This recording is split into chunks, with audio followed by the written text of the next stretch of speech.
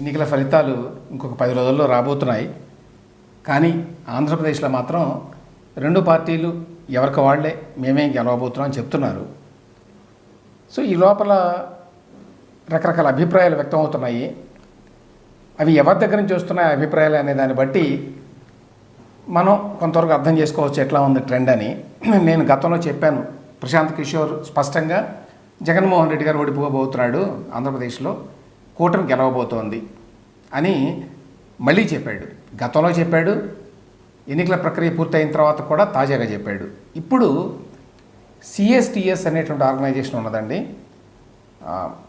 Centre for study of developing societies అనేటువంటి సంస్థ. ఇది చాలా పేరు ప్రఖ్యాతులు ఉన్నటువంటి సంస్థ ఢిల్లీలో. యోగేంద్ర యాదవ్ అని చెప్పి గతంలో ఉండేవాడు ఆయన, ఇప్పుడు లేడనుకోండి. ఈ సంస్థ చాలా కాలంగా ఎన్నికల సర్వేలు నిర్వహించేది. దీనికి చాలా క్రెడిబిలిటీ కూడా ఉంది. ఈ సంస్థకు చెందినటువంటి సంజయ్ కుమార్ గారు, ప్రొఫెసర్ సంజయ్ కుమార్, సెఫాలజిస్ట్, ఈయన నిన్న ఒక ఇంటర్వ్యూ ఇచ్చాడు. ఎడిటర్జీ అని చెప్పి ఒక యూట్యూబ్ ఛానల్కి, విక్రమ్ చంద్ర అని చెప్పి గతంలో ఎన్డీటీవీలో పనిచేశాడు, ఆయనకి ఇచ్చిన ఇంటర్వ్యూ అనమాట. ఇందులో ఈయన మళ్ళీ స్పష్టంగా ఏపీ ఎన్నికల్లో టీడీపీకే మొగ్గు అని చెప్తున్నాడు. ఆయన ఏమన్నాడంటే, ఏపీలో జరిగిన ఎన్నికల్లో టీడీపీ వైసీపీల మధ్య పోటీ నువ్వా నేనా అన్నట్టుగా జరిగింది. అట్లా సాగినప్పటికి కూడా మొగ్గు మాత్రం టీడీపీ వైపే ఉన్నది అని చాలా స్పష్టంగా చెప్పాడు. యాక్చువల్గా టీడీపీతో పొత్తు పెట్టుకోవడం వల్ల ఆంధ్రప్రదేశ్లో ఈసారి బీజేపీకి కూడా కొన్ని సీట్లు వచ్చేటువంటి అవకాశం ఉన్నది అనే విషయం కూడా చెప్పాడు. వాస్తవానికి బీజేపీకి అక్కడేమీ ఓట్లు లేవు, ఓటు బ్యాంకు లేదు ఆంధ్రప్రదేశ్లో ఇప్పుడు. కానీ ఈ పొత్తు వల్ల కొన్ని సీట్లు వచ్చేటువంటి అవకాశం ఉన్నది అనే విషయం చెప్పాడు.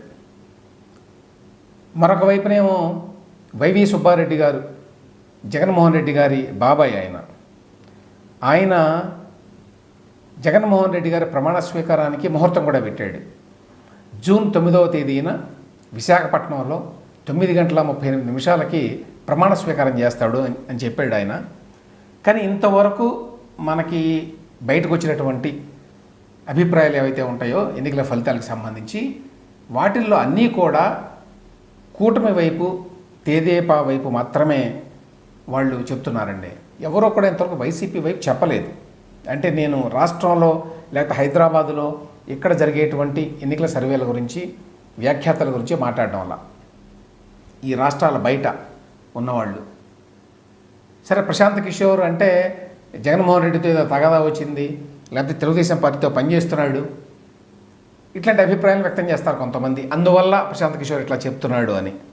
కానీ సిఎస్డిఎస్ అనేటువంటి ఈ సంస్థకు మాత్రం అటువంటి సమస్య ఏమీ లేదు కదా.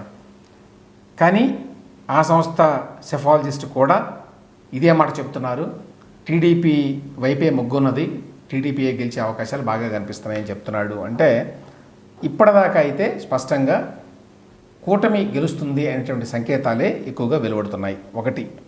రెండవది, ఈయన ఓవరాల్గా దేశంలో పరిస్థితులు, తెలంగాణ ఇష్యూ గురించి కూడా మాట్లాడాడండి. అది కూడా తెలుసుకుందాం. దేశవ్యాప్తంగా పరిస్థితి ఏమిటి అంటే, ఈ ఎన్నికలు మొదలైనప్పుడు బీజేపీకి 370, ఎన్డీఏతో కలిపి కూటమిగా 400 వరకు సీట్లు వస్తాయా రావా అనేటువంటి చర్చ జరిగింది. కానీ ఇప్పుడు 4 దశల ఎన్నికల తర్వాత ఇవాళ జరుగుతున్న చర్చ ఏమిటంటే, ప్రభుత్వాన్ని ఏర్పాటు చేసేందుకు అవసరమైనటువంటి మెజారిటీని బీజేపీ సొంతంగా సాధించగలదా, అంటే 272 సీట్స్ వస్తాయా రావా, లేదా ఎన్డీఏ పక్షాలతో కలిసి సాధిస్తుందా అనేటువంటి ప్రశ్న వచ్చింది ఇవాళ. ఆ మార్పు వచ్చింది రాజకీయ వాతావరణంలో. అంటే ఇవాళ బీజేపీకి గతంలో అనుకున్నన్ని సీట్లు రాకపోవచ్చు అనేటువంటి మాట ఎక్కువ వినిపిస్తోంది. దానికి కారణాలు కూడా ఉన్నాయని చెప్పాడు. సో ఆ కారణాలు కొన్ని రాష్ట్రాలకు సంబంధించి ఆయన కొన్ని లెక్కలు చెప్పాడు. ముందుగా మనం తెలంగాణకి వెళదాం. ఆయన ఏమంటాడంటే, తెలంగాణలో ప్రధానంగా పోటీ ఇప్పుడు బీజేపీ కాంగ్రెస్ మధ్య ఉన్నది. భారత రాష్ట్ర సమితికి ఈసారి పెద్దగా పాత్ర ఉండకపోవచ్చు అని చెప్తున్నాడు ఈ ఎన్నికల్లో.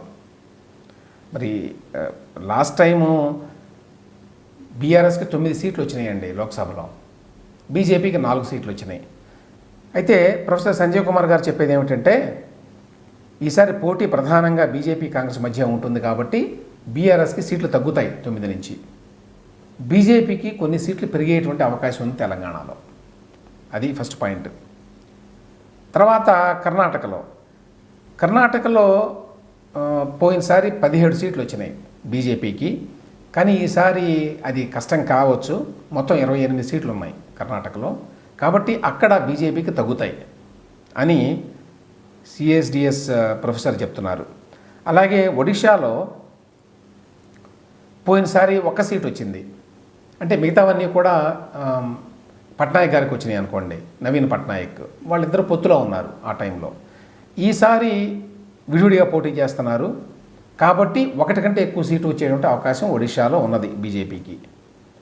బీహార్లో పరిస్థితి ఏమిటి?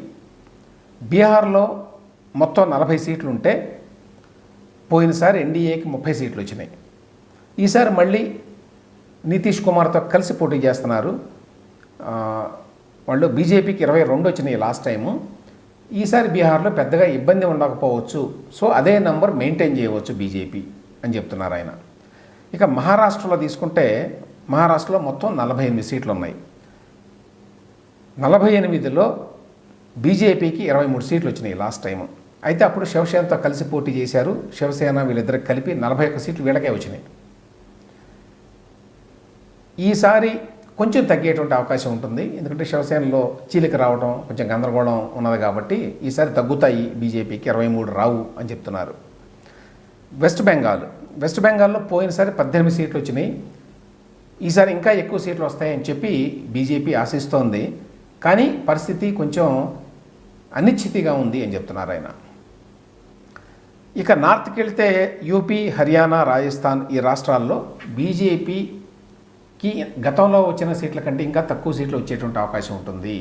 సో ఈ నేపథ్యంలో మొత్తంగా చూస్తే బీజేపీ ఈసారి 400 సీట్ల వరకు అని ఏదైతే నినాదం ఇచ్చిందో అన్ని సీట్లు వచ్చేటువంటి అవకాశం లేదు.